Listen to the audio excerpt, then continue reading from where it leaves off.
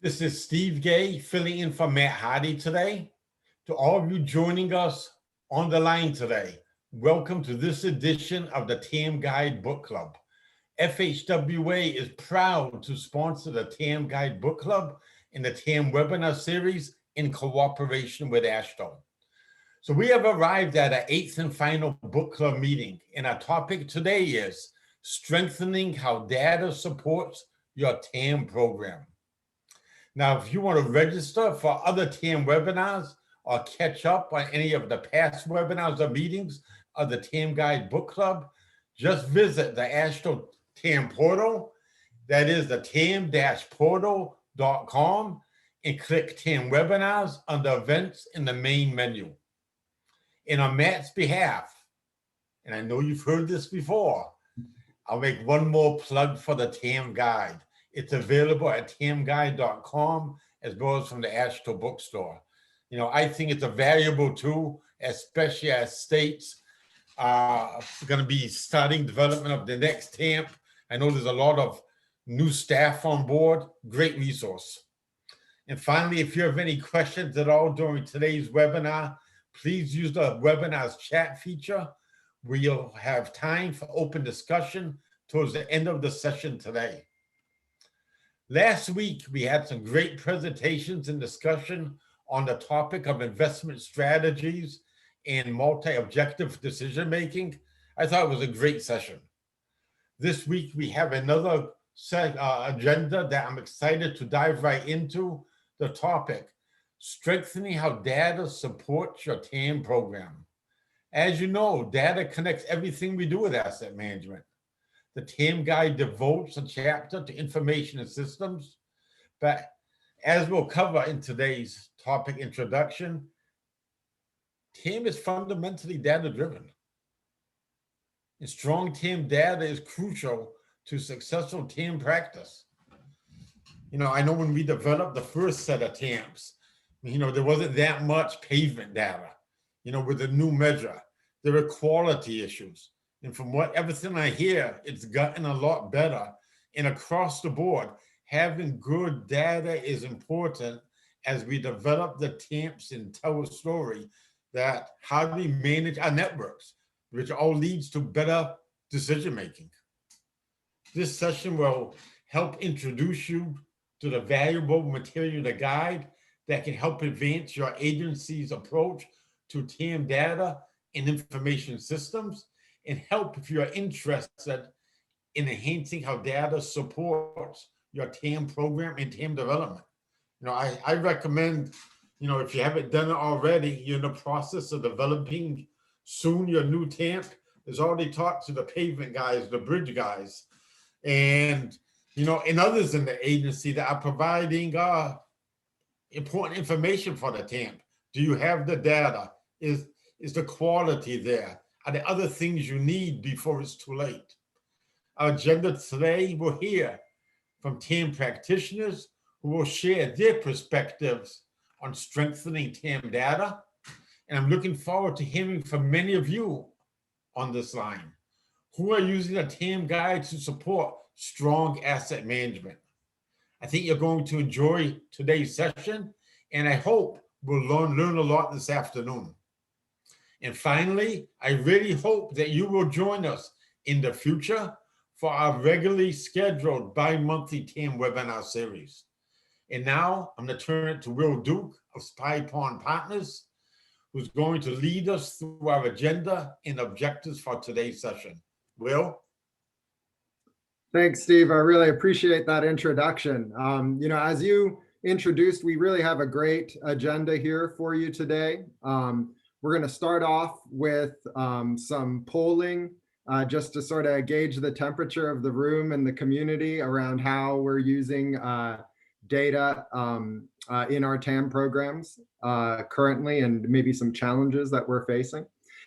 From there, I'll do a brief introduction of you know, the TAM Guide and its content in this area. And then we're going to hear from Vanloan Nguyen and Karen Riemer about two different DOT experiences in sort of using or improving data and its use in asset management. From there, we'll get into a sort of an interactive session where we'll do some breakout groups to really dive into the guidance, and I'll introduce those in more detail when we get there. And then we'll close with some feedback and hopefully time for an open discussion and some Q&A.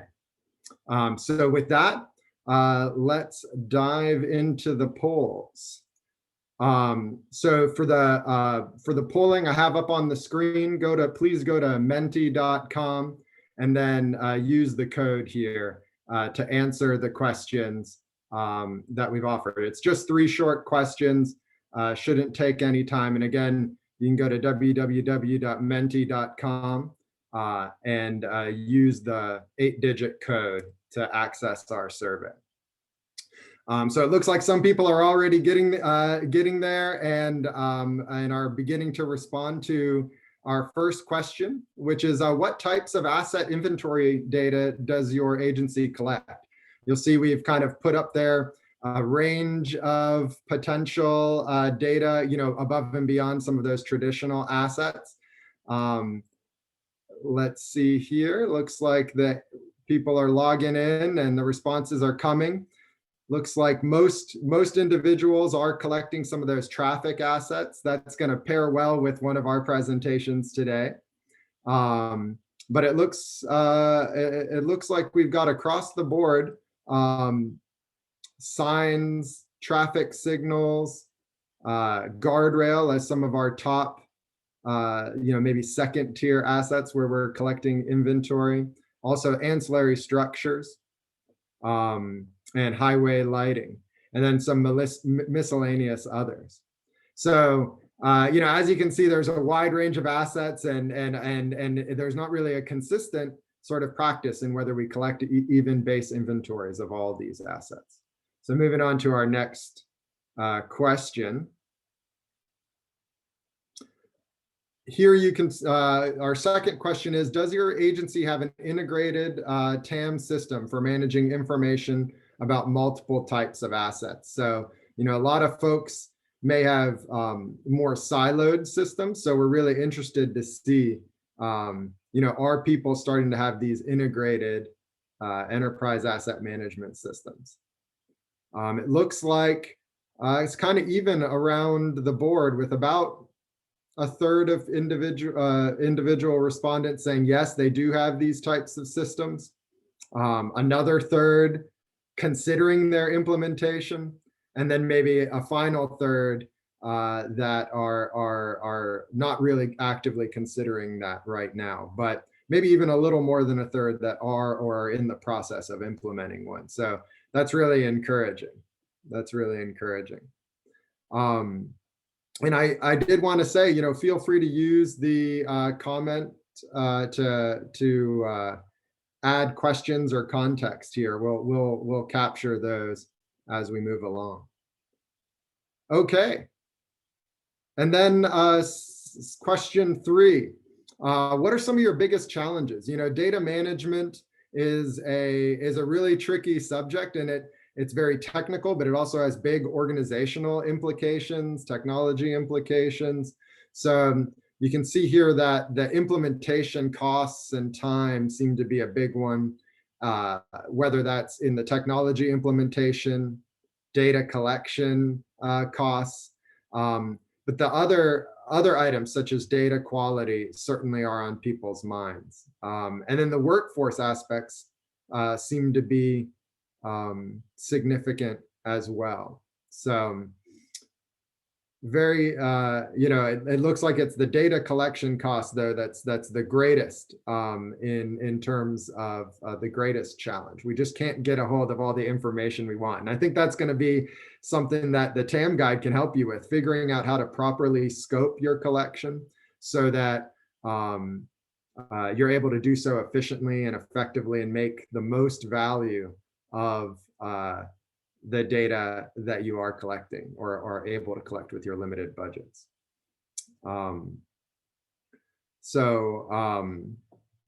Okay. Data quality, we'll also hear a little bit about that, and then and certainly the guide does get into some of the workforce implications as well. So very interesting stuff. We'll have obviously full results for you as part of these materials and as part of the ultimate products of this webinar. Okay, let me just make sure that I am back into the presentation. My screen on. Here we go. So with that now, with those polls done, let me take you through a little bit of what the TAM guide has to offer, and hopefully we'll see it hits on some of these questions or areas of interest that we saw from the polling. So as Steve introduced, TAM Hey, is, Will, we're not able to see the slides yet. Oh, I'm sorry. I think as we bounced between the systems, we lost that. My apologies. All right, let me reshare my screen.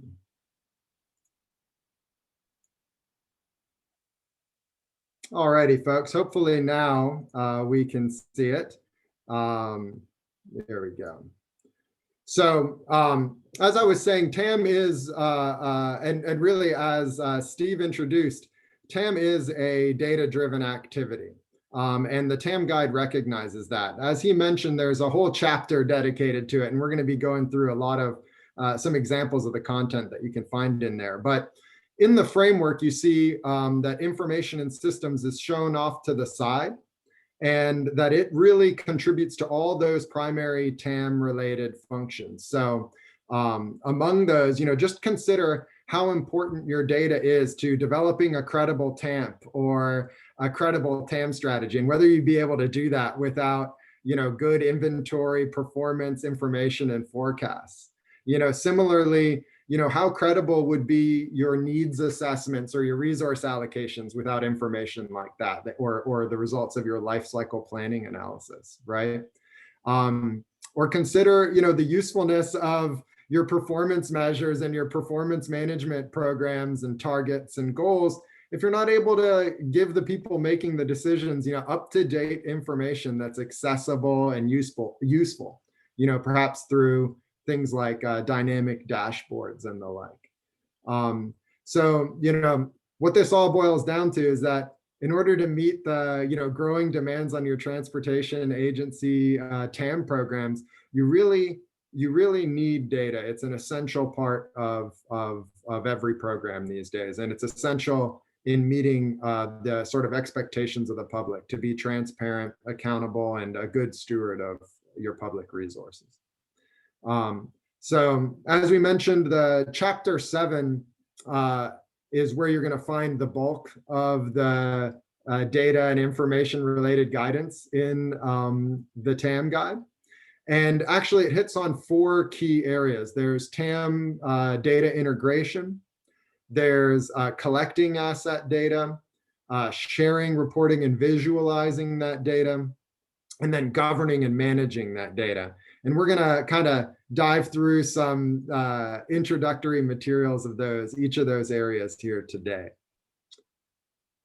So starting with TAM data integration, most agencies, there's just so much information that's already available, so much data that's already available, but so often it's siloed in these different asset management systems and tools that we have, or in some of the supporting systems that the agency manages and maintains.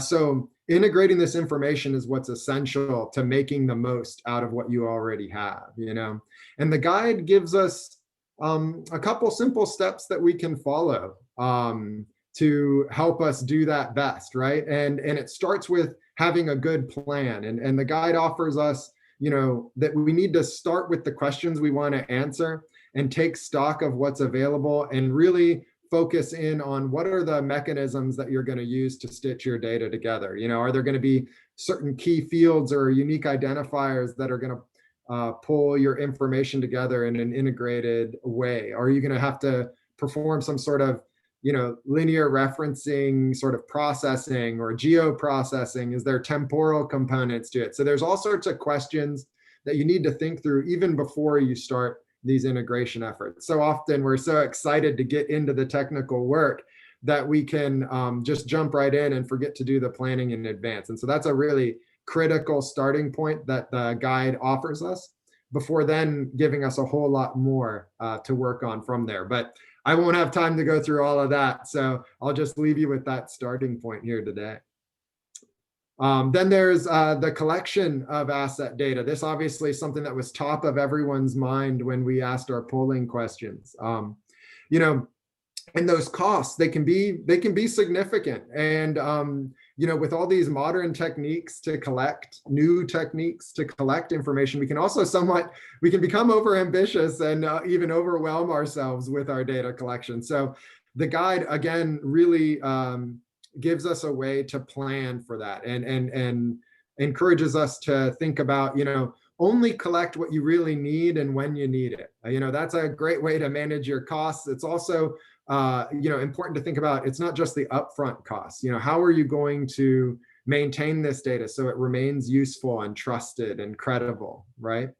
And then, you know, don't get too deep into the details if you don't need to. Sometimes, I know as an engineer myself, you know, you want every little bit of information and you want to know every detail, and baking that into something like a network level data collection can really skyrocket the costs and make it almost unsustainable to manage that data in the long run. So, you know, all that doesn't give you an excuse not to coordinate with people and make sure you're collecting everything that really is practically needed. So coordinate with your peers, you know, make sure that you establish clear standards before you go out and collect, you know, figure out how you want to collect it, what sort of quality control you're going to do.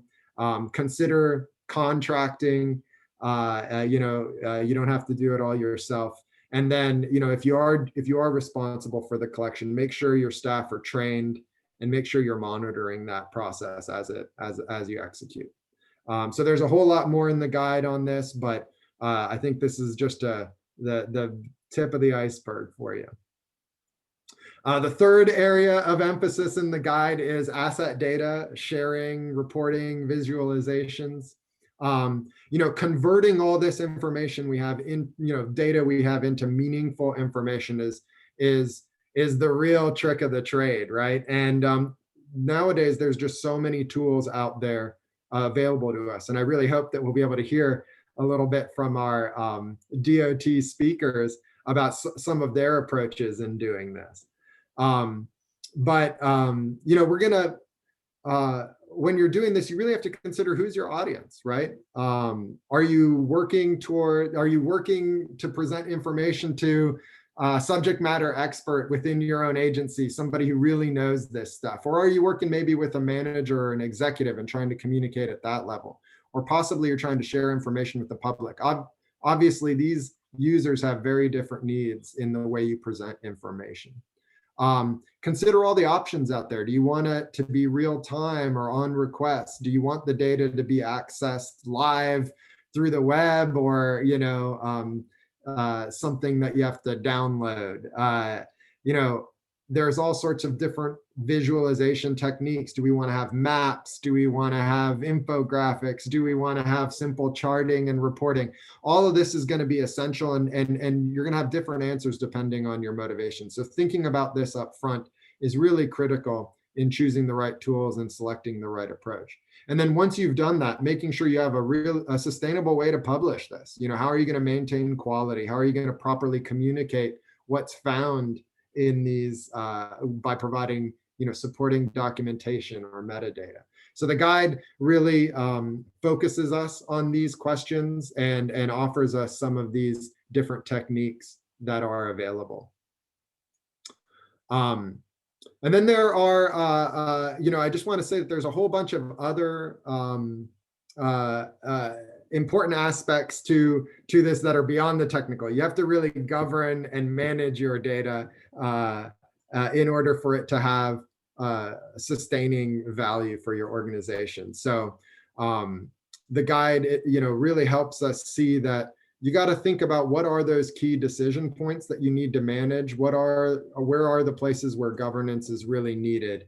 And, you know, it also offers us the sort of processes and structures, roles and responsibilities the decision-making criteria that are typically incorporated into these governance and data management structures. And then it also offers us some additional guidance that's out there that's a little more focused on TAM data management, TAM data value, managing or improving your data and information systems. And so it links you to those associated NCHRP projects and reports, and definitely suggests that people look into those more detailed guidance if they're about to embark on these types of exercises. But that's not where it all ends. There's a whole bunch of other chapters, and data is a theme throughout this. And again, throughout the guide, you're going to find helpful how-to guides, checklists, and practice examples. So, chapter 7 isn't the only place you should look. Chapter 2 is going to cover, how data is used in your TAM data strategy and planning. Chapter 4 is going to really highlight ways in which asset inventory and performance data are the backbone of your TAM program. Chapter 5 is going to focus us in on how we can really structure our resource allocation and TAM investment decision-making tools around the data that we have and collect the right data to inform those. Chapter 6 is also going to tell us how to sort of develop these monitoring and adjustment mechanisms that are hopefully informed by the data that you have available to you. So, I just wanted to make sure that you understood that data management's a big part of this guide, and that the online guidance allows you to really navigate to those materials directly through this cross-cutting data management view. So I wanted to make sure that everyone understood that that was available. And with that, I wanted to say that, there are these other guidance that are being published and are available. One of the recent publications was NCHRP report 956 and the supporting tools to that. But rather than going on further, I do want to leave time for presentations from our speakers today, our DOT speakers today. First, we're going to hear from Vanloan Nguyen from the Virginia DOT. And then next, we'll hear from Ms. Karen Riemer of Connecticut DOT. So with that said, Van, I'm going to turn it over to you.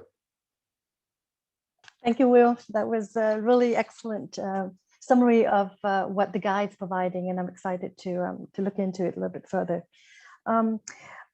Thank you very much for this opportunity. I am excited to be here today. So hopefully I'm going to learn some from the audience and also share some of the practices that VDOT is using in order to manage our asset. And then based on the poll that Will had shared earlier, a lot of the assets, data collection aspect of it is mostly on the payment bridges, right? Those are very mature program. A lot of DOTs have those because those are pretty big ticket item for investment decisions. And then, with the other assets such as the signs and markings, guardrails, signals, there was a question of whether it's a return on investment to collect the data to manage these assets. But at the same time, we as owner of these assets on a statewide level and be able to advocate for justification for why we need to have some data set in order to manage this effectively. It's a challenge for us because the VDOT is pretty big. We have a lot of assets inventory, and then we also really long history of data informed asset management practices. But that's really been concentrated on payment bridges. So this is an area that was exciting for me a couple of years ago. Oh, actually a dozen years ago now, exactly. When I first came to VDOT and I was handed this set of assets and they go, okay, now you go manage it. You budget, prioritize investment. And there was a disparate set of data set in order to do that. But when you think about what we manage on a day-to-day basis, we're managing a transportation system that deliver mobility in a safe and efficient manner for our users. And you really can't just deliver it on an empty payment and bridge network. So I think having make a case from for what we imagine and the ultimate outcome to deliver for our end user is really the information need to have on the other assets that we imagine on a daily basis. And it's very dynamic. It's very disparate in the scope and the conditions and the type of asset. So it was a challenge for us to advocate for that. But we've been able to, we felt it's a little bit effective in managing, making a case for that and also in practice. So that's what I'm going to share with you today.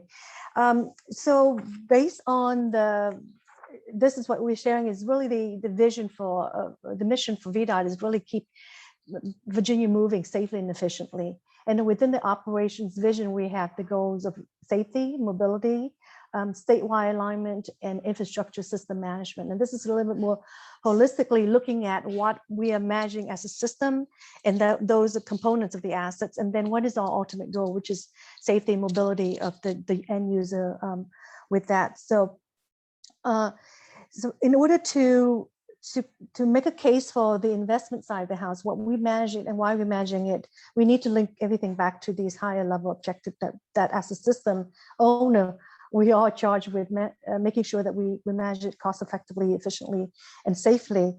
So for example, with safety mobility, traffic engineering has used crash data and traffic data to prioritize and quantify impacts in various corridors, even down to specific assets.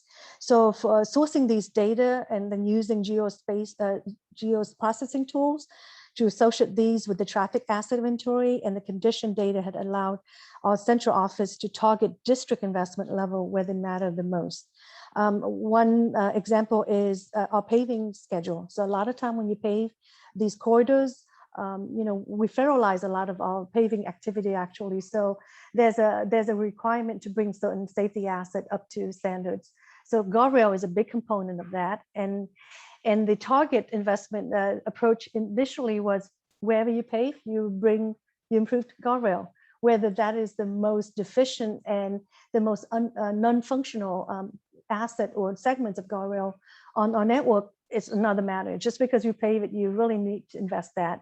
So that was a component that where we think there's a value to looking at the data set, be able to marry different data sources from safety crash data to even you know, the payment data, and then the traffic, even project data. What's the plan in those corridors in order to make sure that we are investing it, prioritizing investment in the appropriate area versus just because we pave it, we improve those associate assets out there.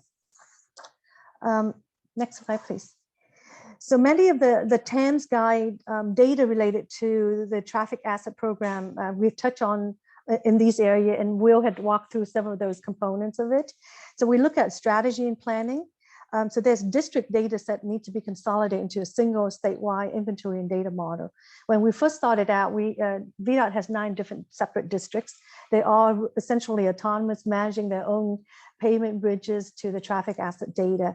And so when we were trying to consolidate that, we have 9 ways of defining what's a signal, what's a guardrail. So you have, you know, one district to define signal is it's an advanced flashing beacon versus really a signalized intersection. So just looking at those strategy and planning how to combine all those disparate or differences in data set into one cohesive statewide data dictionary, data model in which everyone's looking at the same thing, defining everything the same thing. That was a challenge, and it took us a bit of a time to get to that. We also look at the asset performance. So once we capture the inventory, we also need to know what the condition data is, and then quantifying the safety and operation performance against those set of data. And we had to be very strategic about the type of data set. For instance, we felt the signals with all the complexity of the components and the operational and safety functionality of the signals and the volume. I think the signal is one of our smallest quantity asset out there. It makes sense to capture everything holistically and set performance target against that. But for payment markings, there's no way to have you know, miles and miles of those markings capture in inventory and condition because it's so dynamic. As soon as we have a snow season and the snowplow hit it, the condition can change overnight. So I think we just use essentially sort of back of the envelope type of analysis and quantify how many miles or how many linear feet of markings for that. And then we set a certain target against those kind of assets. The resource allocation is another area. Payment bridges are very much a mature program area. So, even up to our executive level or our board of transportation board, who really direct the funding investment strategy for Virginia, understands that they know what the payment condition is, the bridge condition. So they prioritize resource allocation against those performance metrics. When you're talking about traffic assets and you talk about that range of assets that you saw earlier, signs and markings, the signals, the lighting, it's very hard to quantify a performance target, one performance target against all that. So it would use a different approach in looking at the data set to set performance targets, key performance targets, and then try to advocate for the appropriate resource allocation level to maintain those assets or improve upon that. And then the last component of it is really tracking and maintaining of these assets out there. And again, it goes back to what is it worth in tracking and monitoring, or is it you just do essentially tracking via life cycle type of replacement or investment strategy? So that return on investment has always been front and center in some of these decision-making process for us to collect data, maintain the data set cost effectively, and whether it provide that return on investment for us, or use a pretty sort of a baseline type of investment decision like life cycle replacement, such. Next slide, please. So our approach to collecting data is essentially looking at what's technology tools out there. And then the other area is really how do we leverage some of the work activity, the workflows that we have today to capture it cost effectively, efficiently, and not just the initial data capturing, but it's also how do we maintain that, reduce the staleness of our data sets, right? So I think having those kind of initial decision strategy upfront will help you do or make the right decision or the most appropriate decision in collecting data and maintaining that data set in order to help you deliver your program. So the initial statewide asset extraction was really a baseline data set. So it's a snapshot in time. A lot of our data, the condition of the data specifically, or even the inventory of the data is pretty dynamic. So, but we need to start from somewhere, so to know what was it that we're managing and the quantity and at least the condition that we have at that time. So we develop a network level prioritization screening tool. We use a lot of those kind of different layered data set in order to prioritize investment areas. And we use a lot of the tools. So whether you use GIS, ArcGIS it's our area, and we use a lot of the back office type of data extraction. We don't go out to the field as often and collect the entire inventory. We've actually looking at these images, like for instance, we extract a lot of the information based on our payment conditions data set that was really driven for the payment condition purposes. But we use those same visual video log and extract the traffic asset data, whether it's guardrail, whether it's number of signs, or whether is, I think we target some of the payment markings, but not to the level that we need for system-wide, or even curb ramps and such. So those are the areas that we oversee, and we collect the data for that. And then the other thing is the incremental data update and upkeep, and we speak about that before. We're leveraging the workflow to make sure that the data doesn't go stale. So once we identify the baseline data, identify investment decisions toward those areas, then we have to develop the tools in order to make sure that the data is upkeep as part of our activities, and not to make a decision, just go out to collect inventory data for the sake of collecting inventory data. Next slide, please. Yeah. So part of the, I didn't touch on the data, is really that dashboard and the performance targeting reporting. So that is something that in order to make sure the activity that we're doing is added value to whether you're at the district level or you're the executive, to seeing really what the state of the play of some of these assets, it's to have the the most robust way of collecting our activities and reporting the performance and the dashboard against that, whether you, like I said, you're using it for at an executive level for investment planning, or you're using it for day-to-day managing of your asset out there in the district level and improve upon that. So what we had started with, literally out of necessity, is the ADA tracker. We have a program with developing a transition plan, and many of you probably already have a transition plan, but when I joined VDOT, we had not quite have a formal one yet. There were many activities relating to getting a transition plan to make sure that we have ADA compliance. But the data is not there holistically. So as part of developing that program, we also leveraging the tools to start tracking. Once you have that network level of inventory, and then you target investment locations based on whatever criteria. In this case, is really the condition rating of this from A to D, and we're targeting where we don't have the ramps, or we have the ramp in a certain conditions. There are C's and D conditions that merit the investment initially. But once you identify those investments, you also want to make sure that you capture that data set as you improve upon that, so that we can report upon it for performance metrics, and also for reporting purposes on toward the compliance for the transition plan. So it's a partnership with the our civil rights divisions. Also, of course, like I mentioned, it support the federally required ADA transition plan. And then it's it's part of our tracking our assets. So at the end of the day, why we're doing this is really to improve the life and the usage of our user out there, especially our vulnerable user with disabilities, right? So I think it's just this program itself means so much to us as a team, that we want to make sure that this is going out the gate with the best tools that we can get, and then the best approach to make sure that the outcome is it's enhancing the end user at the end of the day. Well, next I one, just please. wanted to mention maybe 2 more minutes before time. All right. Yes, and we're almost done. So the other area that we touch on is the guardrail trackers. So similar to the ADA tracker, we're using system-wide initial assessment. We're leveraging multiple data sets in order to prioritize the location. In this case, we're using the paving data, the crash data, and the project and the payment data also, because you want to make sure that we don't go in and improve something that is sort of the paving schedule come in and then invalidate some of the assumption because of the height of the pavement is adjusted.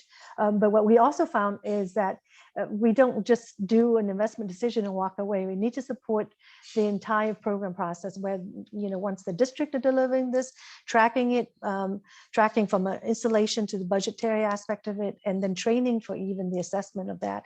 And then it needs to be a live tool that can be useful for ongoing purposes. So it's not just one shot and walk away. Next slide, please.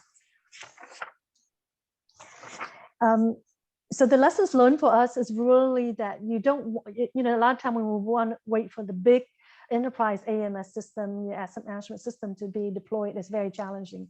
And VDOT actually has one now. But incrementally, we use the technology like GIS tool. We use business analytics type of tools in order to make sure that we can report upon that, justify some of the incremental investment, and then demonstrate the growth and improvement in our asset conditions or asset information. And you think it through, right? Because I share you the example, which assets should be collected and which one we can use sort of a modeling type of approach in order to assess the condition of it. And the last, one of that is really leveraging a lot of your collection as part of your business process. So once you do the initial collection, you don't want to have to think thoroughly and go out and do another set of collection. You do it as part of your workflow so that you incorporate and update the data so it doesn't go stale. And then, of course, incorporate performance management and new technology, new stakeholders into that, because at the end of the day, it's competing needs. So there's always limited funding out there. And we found that data, informing the executive with the data information, and even the public out there is always useful to advocate for the inventories or the asset that we're managing. Thank you, Will. I think that's it. Yeah, thank you, Van. Really appreciate that presentation. So Karen, I think you're next.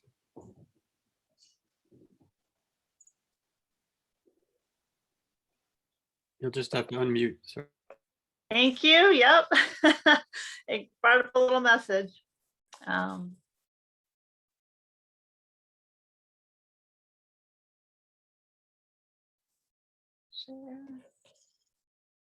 Let me get. Okay, so today I'm going to talk about Connecticut DOT's data-driven quest to support transportation asset management. Like I said, my name is Karen Riemer, and I oversee the asset management group. I lead our project administration unit at Connecticut DOT. Okay, so first of all, I just want to mention that as part of our TAMP, actually, we had a chapter just dedicated to asset data management. Obviously, it's not a requirement, but in doing our initial meetings with our different asset stewards and working groups, and just kind of understanding the whole piece of data and how the different pieces come together and where different information was coming from, we felt it was really important to try to document that information. So we put together this chapter, and we've had it for both our TAMPs, the one from 2018 and 2019. And within that, how it kind of came about too is we had gone through this Connecticut DOT Asset Data Readiness Assessment form. And actually Spy Pond Partners was one of our consultants at the time that helped us to put this together to kind of be able to go through and document. You can see the different sections here, like the asset definition, identification, you know, how do you identify the asset itself? What are some of the data requirements? Who's the ownership and stewardship for that, that asset? And then kind of going through the collection, how we're storing it, how we're updating it. What are some of the pieces of information that come from that, whether it's the National Bridge Inventory, is it HPMS, you know, work history tracking information we had on that, data access points, who's using that data to share it to other, where are we sharing that data to other locations? So with that, and I just kind of showed a small screenshot, like the first page, it's like a 13-page document, and it is part of our, in our appendix in our TAMP, if anybody wanted to see it, a blank copy is. We actually haven't published the filled out copies to everyone, but we do have that information. So it was very helpful for us to see up front, just to be able to kind of understand for each asset to keep track of that, because every asset seemed to be a little bit different, a little bit unique. And then with that, so we also put together this, in the beginning of the chapter, it kind of breaks down by each asset, as you can see across, and then what are the different systems that that asset is actually included in. And then with each system in our TAMP, we actually went through and we also did a description of it, what the contents are, its functions and uses, data sources that actually get pulled into that particular system. And then it gave us the opportunity to identify improvement needs. Where were there some things lacking and some things we want to improve? And the really interesting thing is, you know, this was from 2019 TAMP, and already there's so many changes to here. One thing we mentioned here, like Esri Collector was just starting out on some of our other assets that are not included in the TAMP currently. So, you know, that will be a new system added. Our ProjectWise is actually kind of transferring over to a SharePoint site, and there's other changes in here too. So it is very interesting of, I'm happy we have this documented to kind of see from before, especially for our new staff that we have in asset management, and then to be able to update this to say, okay, where are we, you know, what things have changed and what are some of the new systems that we're documenting this information in. So, you know, in our data-driven quest, we say continues, right? So, you know, we do our fact sheets. I'm sure some of you have seen these. So every year we update these fact sheets and we actually submit them as part of our Federal Highway Consistency Review. And so obviously we needed updated data for that. And actually, as Van mentioned too, you know, we have the issue too of, you know, we do it off a snapshot. So then it's also creating a snapshot of that data. When do we do that? So even trying to document that, the processes of it, when do you take the snapshot? What's the information coming off of there? And obviously, you know, as we do these, we're constantly seeing like little, you know, things here and there where some data changes and we kind of say, hey, why did that change? Or kind of look into things. So, you know, it helps us too, as far as going, you know, when you start summarizing all this data, it kind of makes you kind of look a little bit deeper in some things, especially when there seems to be like something that doesn't seem quite right. You know, it's kind of a way to also ensure the data quality of the information as well. So we do these on an annual update. this information, like I said, for the annual fact sheets. We have been talking recently too about making these kind of into a dashboard as well. Right now they're just, a single page front and back asset fact sheet, but if we put this kind of on our website too, to have it something as a dashboard. So that's kind of in consideration now, especially dashboards really seem the way of the future. It's great to see the information. And what we could do with the dashboard too, is we could show it by each year and then also have one that's live. So we can see how is that information changing? Because right now we kind of wait till the end of the year and then we do the summaries. We kind of see where did we fall on some of our performance measures. But if we had dashboarding, we would be able to see that information at any given point, throughout the year to know, hey, are we getting close to target or not?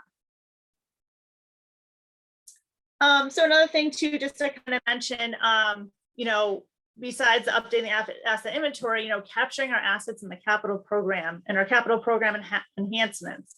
And we're trying to do that by federal highway work type, what we call work codes and asset costs. And so as you can see from this pie chart here is, about 61% of our work comes from asset management programs. So we know what assets those are touching basically from that, but we have a 39% of our program that is a lot of enhancement projects that are touching assets, but we're not actually capturing that information. So one of our things is to be able to understand that, obviously for life cycle information, but and also just to know what assets are being touched and how much we're really investing into that area. So so that's one of our things too that we're working on now, as far as what we call it's a project asset form. And so the PAF, the project asset form, is a way for us when a project's being put together, that work types and work codes and asset costs would also be included as part of that entry. We haven't implemented it yet. It's kind of set up, it's in a like a test area, but we haven't been able to kind of push it beyond the finish line to kind of to be doing it. It has gone pretty far with our bridges as far as bridge work being done in these other capital program enhancements, but we haven't fully gotten it for all the other types of projects that go out to at this time. So, and the other thing is that we're looking for, for our data-driven quest is the validate treatment performance on life cycle. So, are we getting, and this graph here is something that Rhode Island had used that actually Texas had published. So we kind of borrowed it from both of them. But, we're trying to get the data to the point where we can see, especially, what I love about this is you can see if the asset itself, the condition, is it in good or fair, or where is it moving? So, we want to be able to capture this information too, to know, we're making certain, on the treatments and stuff, we're making in our analysis, we're assuming the treatments to last so long.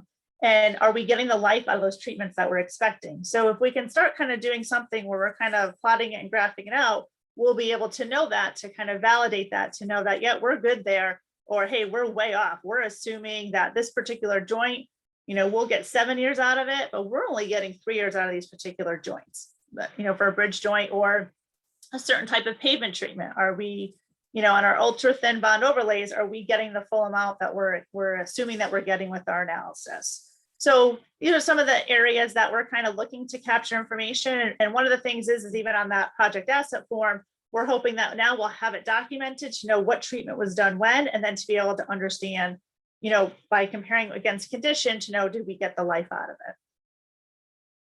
And I just want to show you in talking about that, and to kind of show you these work types and work codes that we're doing is, so this is something that actually just kind of we just did recently with pavement, and this just got done last week. And I just kind of want to show you of this one type. So with our preservation treatments, we would put them to get the analysis. Well, for this year, we're starting to do more of, are the recommendations from the analysis lining up with how we're doing things?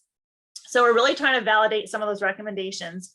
And then on top of that, we're actually, once we kind of get the program together, we're actually trying to map it so that, and we're trying to look further ahead, like we're looking at 22 and 23 pavement programs now. And normally we just do it year by year. So we would plan, once you're in 1 year, you just plan for the next year and stuff.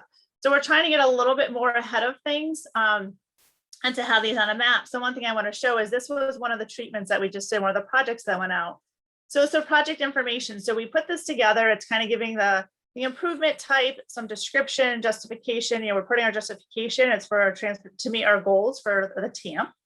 And then with that, we are also able to, when it gets mapped out as we give our sections, we're able to pull information from other areas. So this information, once we kind of figure out where that treatment's going to be applied, we can pull in other information that comes from our roadway systems. So Atlas will pull information and then we're able to use that same data.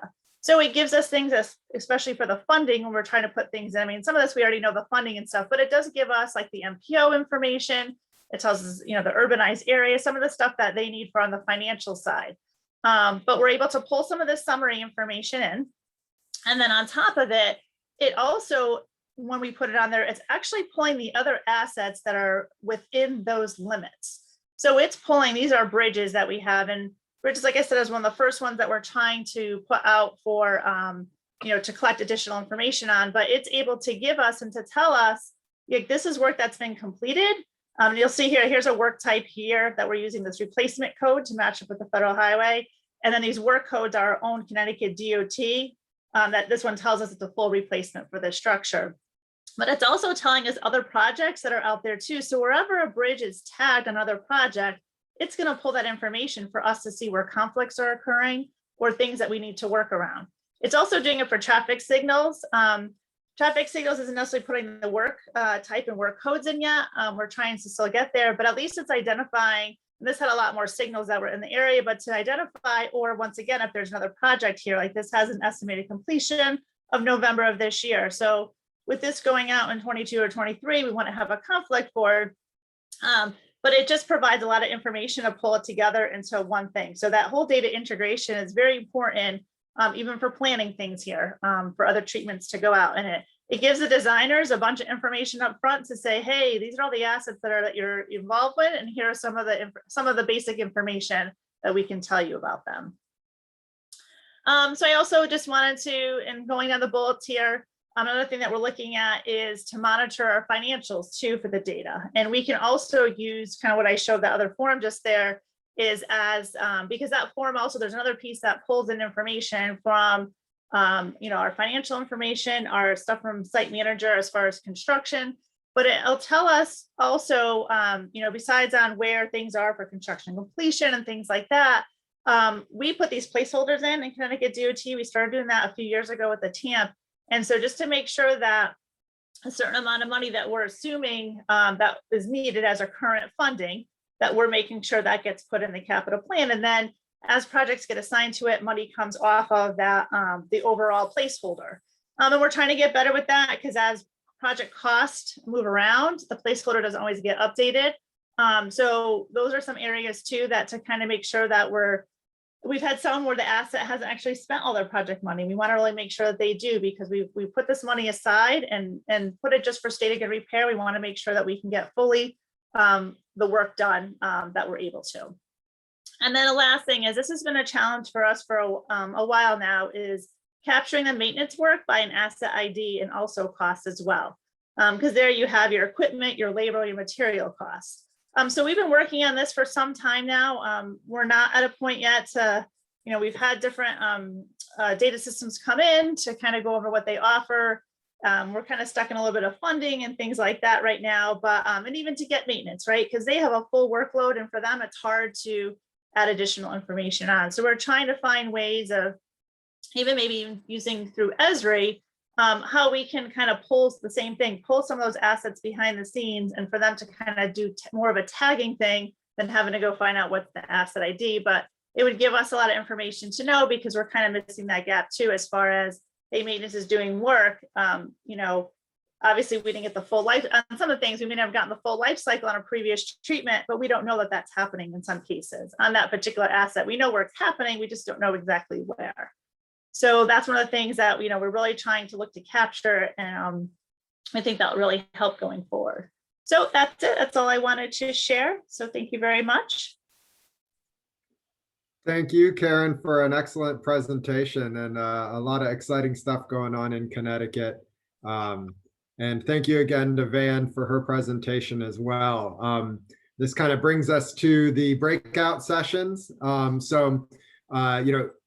Everyone's going to be assigned into a different breakout group, and you're going to be, as a group, tasked to come up with a set of questions that you, as the TAM lead for your agency, might ask an asset owner who's seeking to collect a new data set for one of these prospective assets, crosswalks, highway lighting, or rumble strips. So Perry, if you want to break us out, then I'm sure the individual facilitators can lead from there.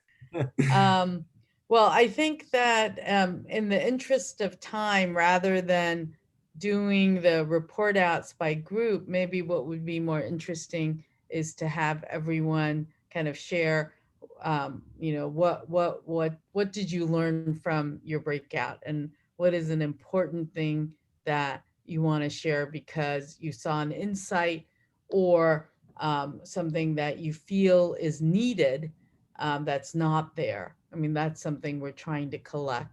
I mean, for me, the kind of insight was Steve mentioned we picked crosswalks, and Steve mentioned the question of connecting the safety performance data with crosswalk as a reason why you would want to apply asset management to the crosswalk asset.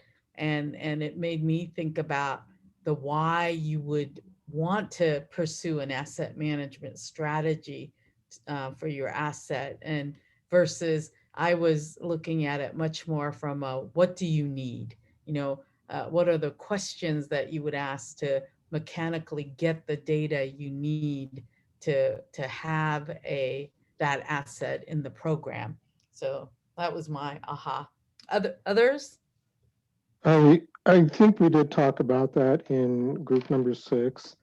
The thing that struck me though is that there had to be a reason why, and we picked rumble strips. And reason why is, you know, maybe somebody had a runoff road incident, or maybe a bicyclist got toppled over, but the person asking you to look into it is probably not likely the person responsible for it. And, you know, besides the checklist within the TAM guide being a great place to start, it doesn't have a checklist for who did I ask whether or not they were in charge of rumble strips, or whether or not they were the person who had the rumble strip data. And you kind of need that to guide, you know, sort of like your racy flow. Who's responsible, who's consulted, who's spending money on this, versus who's just informed about the performance of rumble strips. Mm-hmm. Yeah. Matt Halbrecht, how about your group? Yeah, one thing that we talked about that kind of along the lines, I think, of what you were mentioning, Yana, is kind of the risk, and looking at, you know, what are some of the factors behind how we choose to manage a particular asset. We happen to choose roadway lighting, and we talked about, you know, some types of roadway lighting or highway lighting might have a very different function and purpose and different risk factors associated with them than other types. And so you might even have subdivisions within there of different things that are managed to different levels depending on the risk and the needs that are associated with that particular asset type. Yeah. How about you, Bill, with your group? We did hit on some of these same themes. I think one important idea that we talked about was just, if we're going to collect new data, in our case for crosswalks, to what extent can we leverage other data collection efforts? We talked a little bit about LiDAR. If you've got LiDAR data, it makes sense to try to leverage it and use that data. If you don't, it can be hard to justify going out and getting more data. So just the different data collection approaches and issues there. But we also touched on the issues of risk and ownership of the asset, and a number of other things. Yeah. How about you, Francis?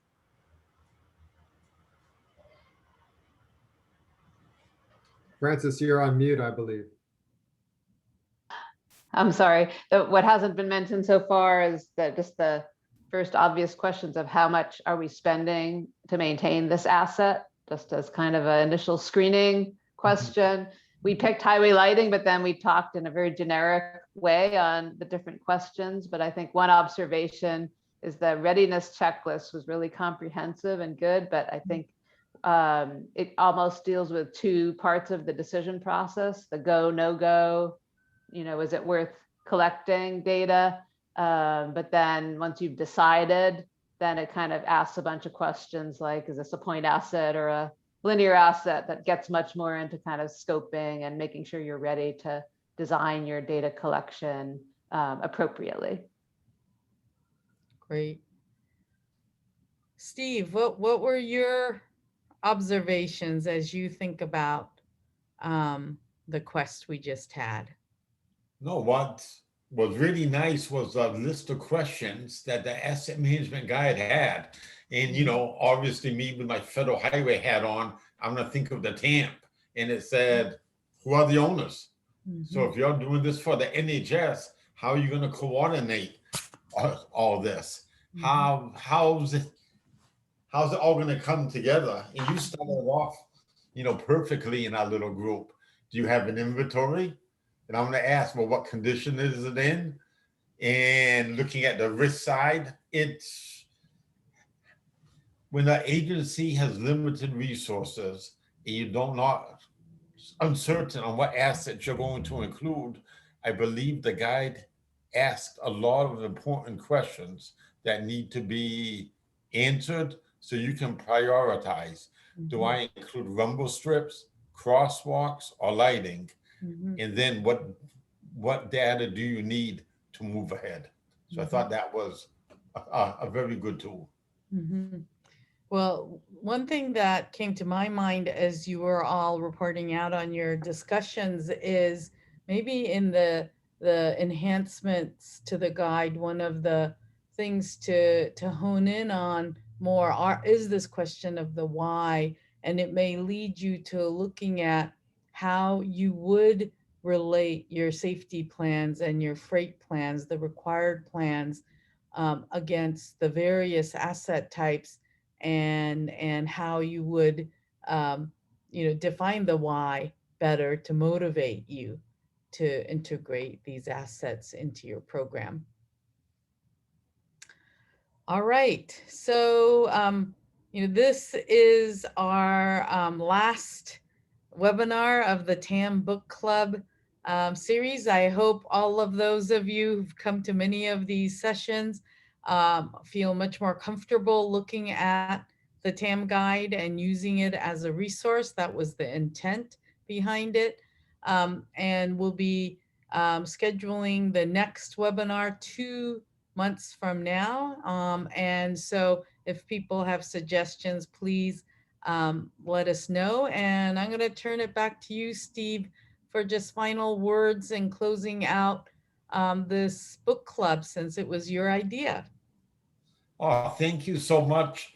And, I think we all learned what a valuable resource this is. And I'll have this comment for, the state DOT on board, federal highway, the other asset owners, and the consultants, the academia. I think it's important to provide information to the others in your organization about this valuable tool. It's probably the best one out there on asset management, and however you use it. And for those in the organization new to asset management, it's really jumped out to me. And I'll say in the recent weeks, days, months, you have a lot of new people involved in asset management. And this is probably the best resource available to them. And we've learned a lot, comparing this asset management guide to the one from, 8 years ago, 9 years ago. I'm not sure how it is. In any way you can use it to advance asset management in your organization, in what you do, this is a great place to start. And I want to thank you all for joining this webinar series. The recordings are available. I've even said, hey, why don't you listen to the couple presentations here, etc. Provide that information to others, and looking forward to seeing you all in 2 months. Yeah. Sounds great. See you in 2 months. I'm sure we'll see each other before, but Bye-bye. Thank you. Thank you.